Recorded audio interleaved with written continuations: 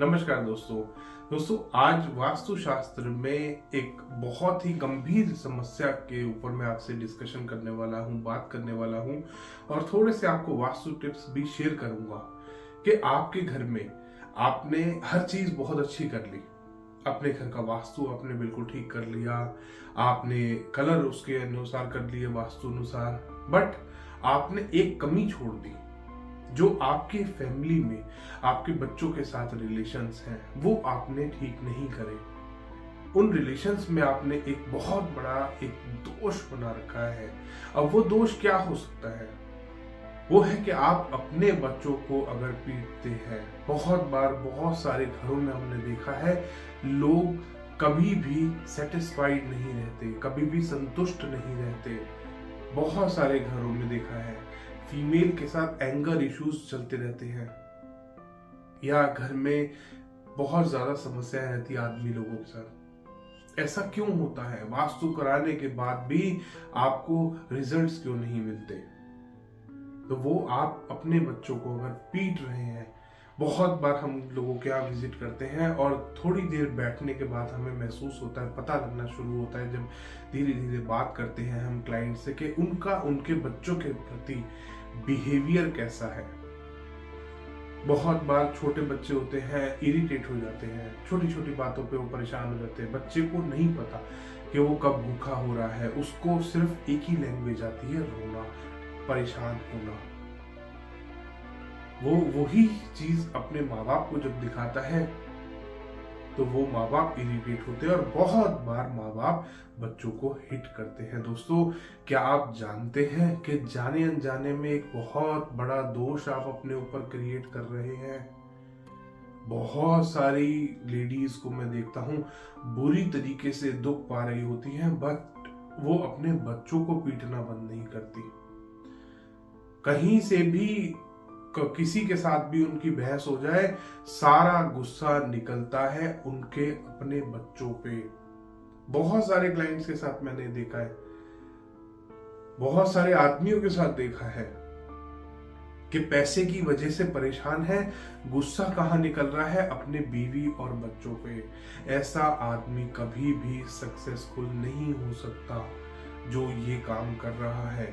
सबसे पहले आपको अपने माइंड को बैलेंस करना है। माइंड की बैलेंसिंग सबसे ज्यादा इंपॉर्टेंट है कि कोई भी सिचुएशन आपके साथ बहुत ज्यादा अगर आपको हैप्पीनेस मिल रही है तो ऐसा नहीं कि आपने सबको अपने आसपास, अपने बीवी को, बच्चों को, आपको इतना खुश कर दिया आपने उन्हें कि जिसकी कोई हद नहीं। और किसी दिन आप परेशान हो तो आपने सबको लाइन से पीट दिया।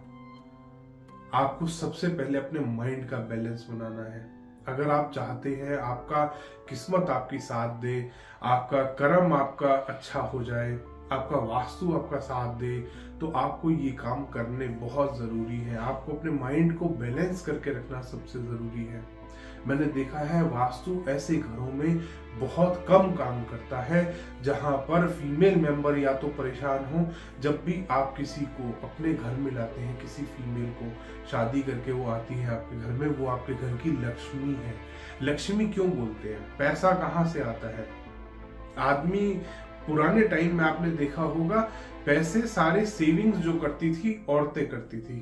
तो वो जो एक पुरानी चीज चलती आ रही है वो गलत नहीं है, बहुत साइंटिफिक है। इसके पीछे का अगर आप लॉजिक देखेंगे, एक फीमेल मेंबर है आपके घर की जो एक मकान को घर बना सकती है, आप उसको घर बनाने नहीं दे रहे। मैं देखता हूं अपने क्लाइंट्स के साथ, उनकी वाइफ को लाखों करोड़ों कमा रहे हैं, उनकी वाइफ को ये नहीं पता कि आदमी कितना कमा रहा है, आज इसकी जेब में कितने पैसे हैं। आपको क्या लगता है लड़ाई झगड़े जो आज की डेट में पैसों की वजह से जो कपल के झगड़े हो रहे हैं वो क्लैरिटी नहीं है उनके बीच में, इसलिए हो रही है। इसीलिए वहीं से सारी कहानी शुरू होती है। अगर आप अपने घर में फाइनेंशियली क्लियर रखेंगे, अगर आपके पार्टनर को पता है कि आज आपकी जेब में पैसे नहीं है, तो वो आपसे कोई ऐसी डिमांड ही नहीं करेगी। अगर आप उसको पूरा हिसाब किताब देके रखोगे ऑलरेडी, और जिस दिन आपकी जेब में पैसे होंगे, हो सकता है उस दिन वो आपसे ये डिमांड करे कि अगर आज आपके पास पैसे हैं तो उसे ज्वेलरी दिलवा दो, या सेव कर लो कि बच्चों की फीस भी देनी है, कुछ सेविंग कर लेते हैं, लाओ थोड़े से पैसे मेरे पास रखवा दो। तो एक रिलेशन को बनाने या बिगाड़ने में आपका खुद का बहुत बड़ा रोल होता है। बहुत सारे घरों में देखते हैं, बहुत सारे घरों में हमें उनके इन लॉज भी मिलते हैं लोगों के। वो बताते हैं कि हमारी बहू 6 बजे नहीं उठती, हमारी बहू ये नहीं करती, वो नहीं करती। आप अपने आप को देखो, आपकी जनरेशन और आज की जनरेशन में बहुत फर्क है। उस टाइम काम डिफरेंट होते थे, आज काम डिफरेंट है। आज का लाइफस्टाइल डिफरेंट है, उस दिन का लाइफस्टाइल, उस टाइम का लाइफस्टाइल डिफरेंट था। हर चीज में सिर्फ ब्लेम नहीं करना चाहिए, थोड़ा सा हमें अपने कर्मों को ठीक रखना चाहिए ताकि हम जिंदगी में कम दुख पाए। आप देख लेना, आपके आसपास भी बहुत सारे लोग होंगे। मेरे बहुत सारे क्लाइंट्स हैं, ऐसी ऐसी स्टोरीज हैं मेरे पास कि जिन्होंने अपनी वाइफ को इतना, इन लॉज भी और हस्बैंड भी मिलके तीनों जने मारते थे उस लेडी को, और आज की डेट में वो तीनों इतना भुगत रहे और वो लेडी इतनी सक्सेसफुल है। और आपके आसपास भी ऐसे बहुत सारे केसेस होंगे। अगर पहले दिन से आपने उस लेडी को प्यार से रखा होता तो आज वो लेडी आपके घर का एक पिलर बनती, एक सपोर्ट बनती, जिसको आपने हटा दिया है और आपने आप को बर्बाद कर लिया है। यही काम हम अपने बच्चों के साथ करते हैं। जो आज आप देखते हैं ना कि बच्चे साथ नहीं देते पेरेंट्स का, इसीलिए नहीं देते क्योंकि पेरेंट्स ने जिस टाइम बच्चे को नीड थी उस टाइम पेरेंट्स ने उस बच्चे का साथ नहीं दिया। वास्तु सुधारने से सब कुछ नहीं होता कि हमने वास्तु कर लिया, हम अपनी बीवी को पीट रहे हैं, हमारे माता पिता हमारी वाइफ को पीट रहे हैं, और हम बच्चों को पीट रहे हैं, हमारी वाइफ बच्चों को पीट रहे। ऐसे करके अगर ये आपके घर में माहौल चल रहा है तो याद रखना, कोई भी वास्तु आपके घर में अप्लाई कर लो, आप कभी भी सुख शांति से नहीं रह सकते। हस्बैंड को नहीं पता वाइफ क्या कमा रही है, वाइफ को नहीं पता हस्बैंड क्या कमा रहा है। इतनी क्लैरिटी तो रही नहीं आज की डेट में, फिर आप सोचते हो आपका वास्तु ठीक हो जाएगा। इसीलिए मैं बहुत बार अपने क्लाइंट्स को समझाता हूं कि आप सर वास्तु करा रहे हैं, साथ के साथ थोड़ा सा अपने माइंड को बैलेंस कीजिए। आप बहुत ज्यादा खुशी की बात जब होती है तब भी अपने आप को शांत रखिए, अपने आप को कंट्रोल में रखिए। बहुत बार ऐसा लाइफ हर टाइम एक जैसी नहीं रहती।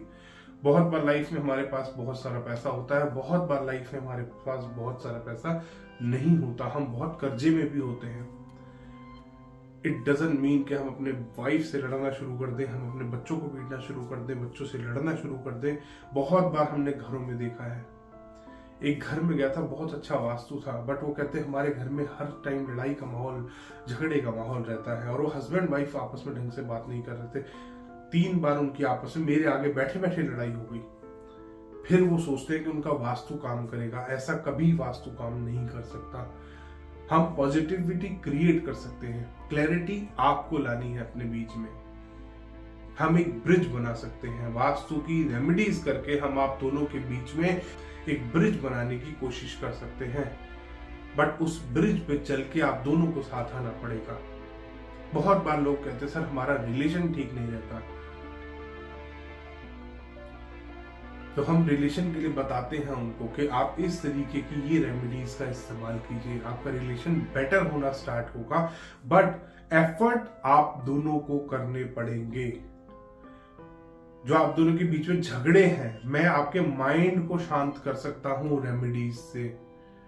मैं आप दोनों के बीच में जो आप एक दूसरे से बातें छुपा रहे हो वो नहीं निकलवा सकता किसी भी रेमेडी से। जो आप दोनों अपने सबकॉन्शियस में या कॉन्शियस में जो भी चीजें आप सोचते हो एक दूसरे के बारे में, उनको खत्म नहीं कर सकता। मैं आपके माइंड को शांत कर सकता हूं। मैं आप दोनों के बीच में आपके रिलेशन को बेटर करने के लिए रेमेडी बता सकता हूं, और हम बताते हैं, बहुत इफेक्ट पड़ता है। बट उसमें हाँ, वो क्लाइंट मेरी मदद बहुत करते हैं। तो सबसे बड़ा आप जो दोष अपने घर में बनाते हैं वो यही दोष बनाते हैं जब आप अपने बच्चों को पीटते हैं, उनकी बात समझते नहीं है। जरा सा बच्चा फालतू बोल जाए, जरा सा बच्चा ज्यादा बोल दे तो आप उसको ब्लेम कर देते हो कि तू बोलता रहता है। वो अभी अभी इस दुनिया में आया है, वो उसके मन में 1000 से ज्यादा सवाल होंगे और उसके पास कोई नहीं है, मेन आप ही हो। आप सारा दिन उसके साथ रहते हो तो आपसे ही सारी क्वेश्चंस करेगा, आपसे ही हर तरीके का।